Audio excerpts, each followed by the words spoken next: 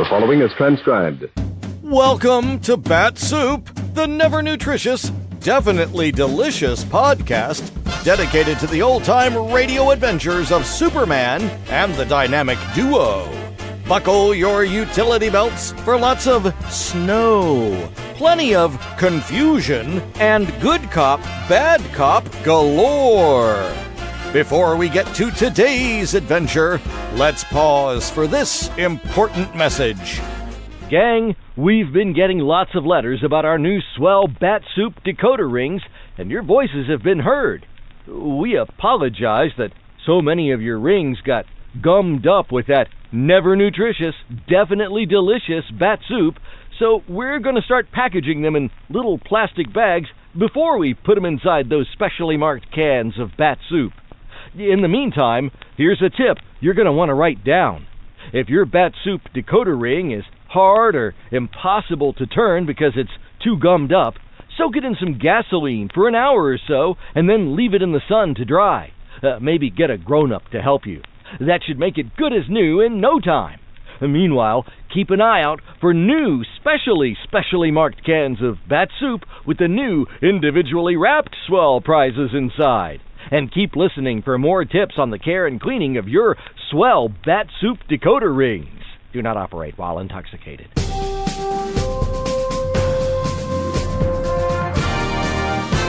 And now, Bat-Supe presents today's adventure, Part 18 of Looking For Kryptonite, as originally broadcast on December 27th, 1945.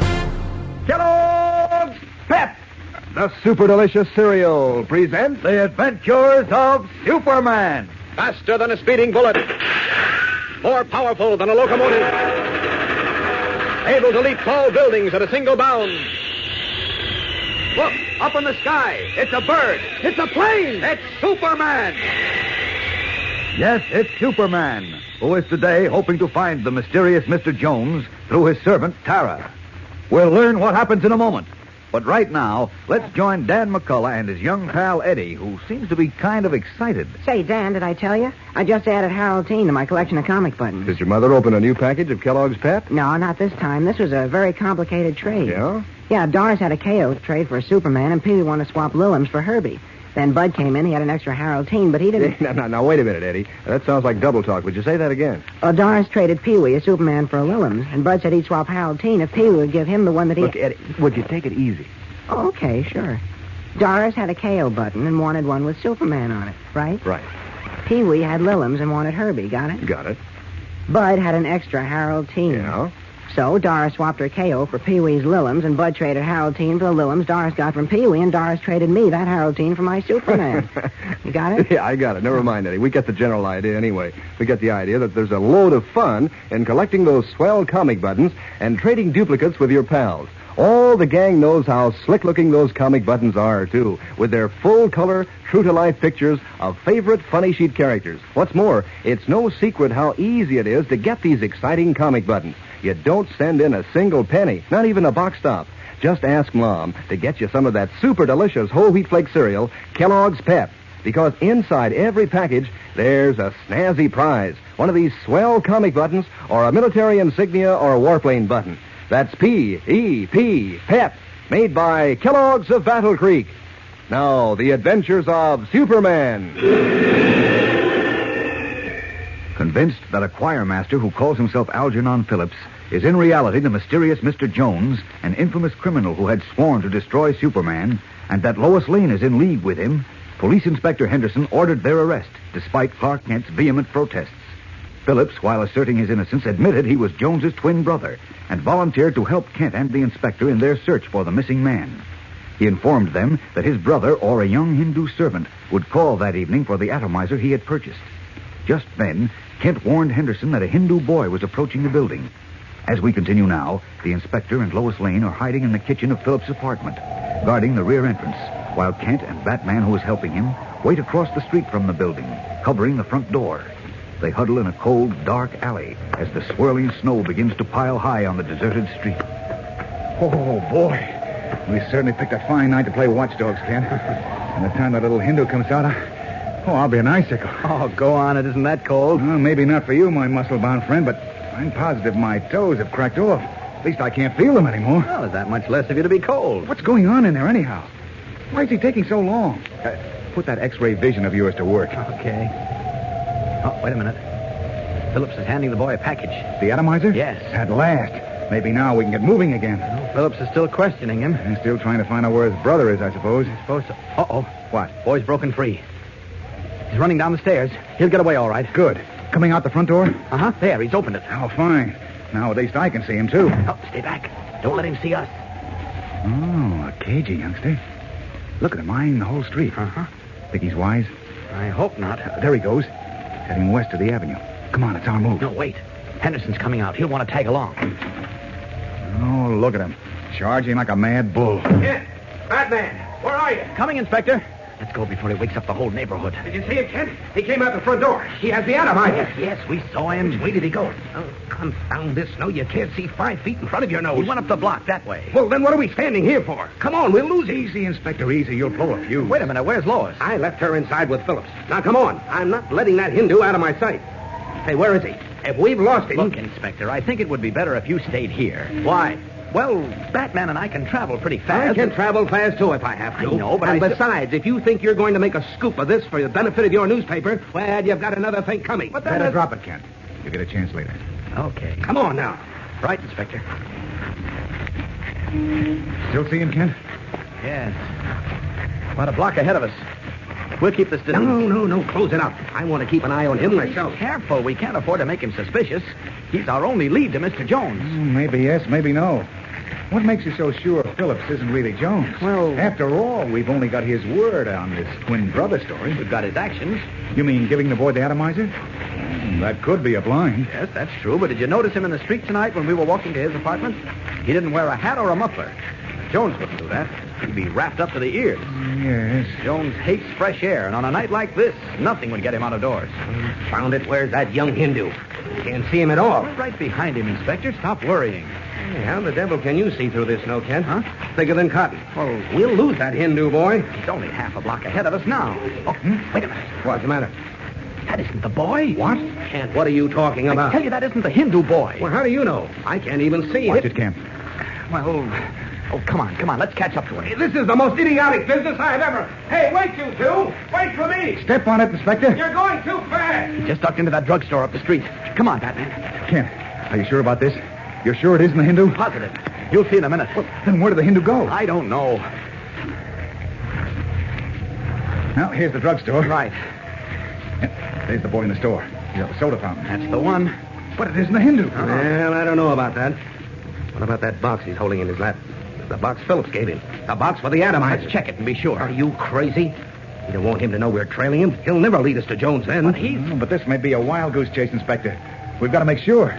We can't let him go again. I don't like this one bit. I don't either. Come on. Hey, you. Huh? Now, wait a minute, Inspector. Take it easy. Don't frighten him. Look, son. Were you out on the street 2 minutes ago? Yes, sir. Did you come from the direction of Maple Avenue? Yeah, I passed it, but... It's all right, son. Don't be frightened. We won't hurt you. We just want some information. Well, gosh, I... What's in that box? The box? Yes, the box. What's in it? Gosh, I don't know. Huh? Honest, mister, I don't know. Somebody just gave it to me. Are you kidding? Come on, open up. Wait, Inspector. When did you get the box, son? Who gave it to you? Just a couple of minutes ago, out on the street, a boy walked up to me, handed me the box and $1, and asked me to wait in here with it. Uh-huh. Would you recognize that boy if you saw him again? Yeah, I guess so. He was about my size. Did you notice anything unusual about him, son? His coloring? Yeah. Yeah, I did. He was kind of dark. Looked almost like he was Chinese. That's the Hindu, Kent. Then why in heaven's name did he give the atomizer away? He didn't. Do you mind if we open that box you're carrying, son? I don't know. He told me to hold it He for won't him. be back, son. You can be sure. Come on. Hand it over. All right. But honest, mister, I didn't do nothing wrong. He gave me $1. It's all right, son. We believe you. Now, let's see here. Come on, Kent, open it. I am. Well? Great jumping Jehoshaphat. It's empty.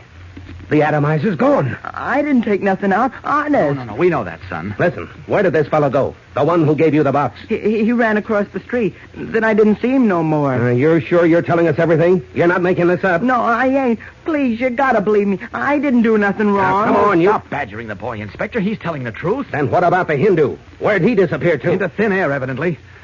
Yes, and he was our only lead. Now Jones is in the clear. There's no way we can stop him from getting the kryptonite.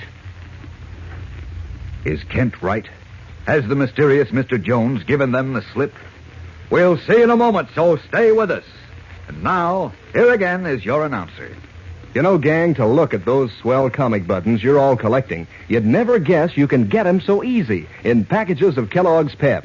Why, you don't have to spend a single penny of your allowance on them, and they're so doggone smart-looking that, well, you're mighty proud to wear them pinned on your jacket or your dress or cap.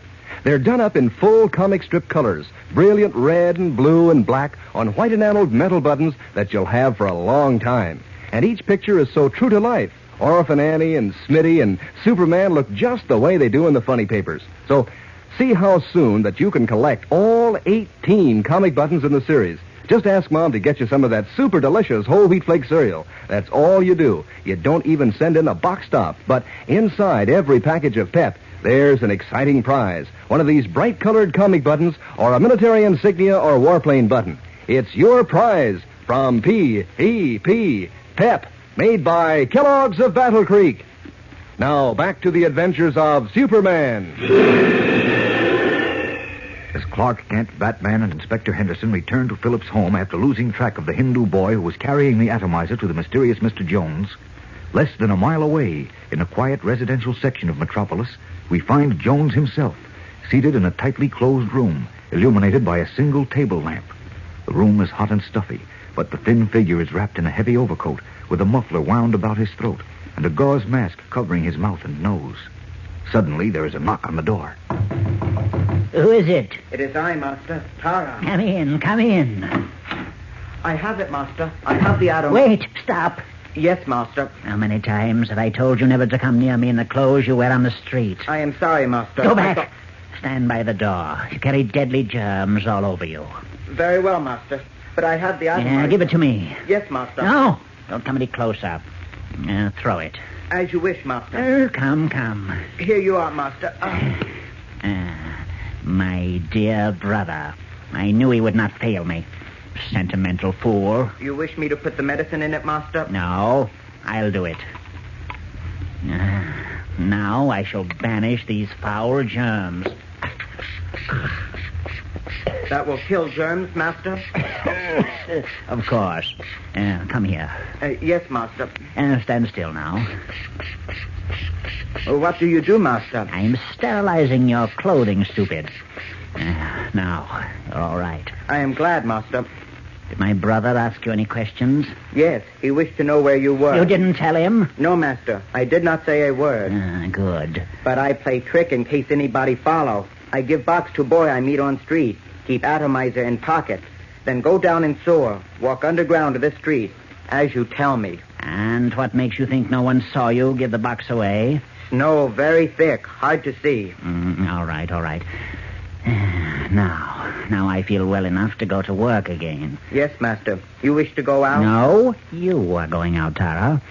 You'll deliver a message for me. Yes, Master. Take that piece of paper on the desk. There's an address on it. Yes, Master. This paper? Yeah, that's it. Go to that address and see a man called the Laugher. Here, give him this coin. The coin. It has the star and crescent. Yes, that will be enough identification. Tell the Laugher I want to see him right away. That is all, Master? All for him, yes. But not all for us. Before I am through, Tara, Superman will be our plaything. His deep-set eyes gleaming coldly from his thin, almost skull-like face, the mysterious Mr. Jones utters a dangerous threat. Why is he so anxious to control Superman? And how does he plan to do it? Another Atom Man or some other form of atomic master? We'll learn more tomorrow, so don't fail to listen. Tune in, same time, same station, for the adventures of Superman. Faster than a speeding bullet. more powerful than a locomotive, able to leap tall buildings at a single bound.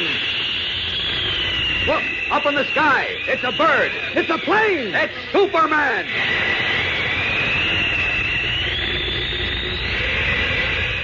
Fellows and girls, be sure to follow the adventures of Superman. Brought to you every day, Monday through Friday. Same time, same station, by the grand old Kellogg Company of Battle Creek. And for other thrilling adventures of Superman, see your local newspaper. Superman is also a copyrighted feature appearing in Superman DC publications. Say, gang, here's some razzle-dazzle news to flash to Mom. Kellogg's Variety is back. So now, everybody at the breakfast table can have the Kellogg cereal he likes best.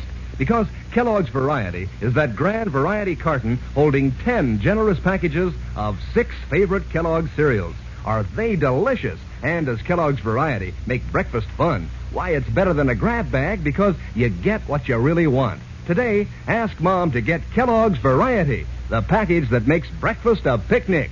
And be sure to be with us tomorrow for the thrilling adventures of Superman. This is the Mutual Broadcasting System. That was part 18 of Looking for Kryptonite from the Adventures of Superman. Thanks for listening, and be sure to subscribe to Bat-Supe on your favorite podcatcher so new episodes will be delivered straight to you, hot off the presses. You can now like us on Facebook. That'll wrap things up for this episode of Bat-Supe, but be sure to tune in next time when you'll hear Mr. Jones say, I detest guns in anyone else's hand.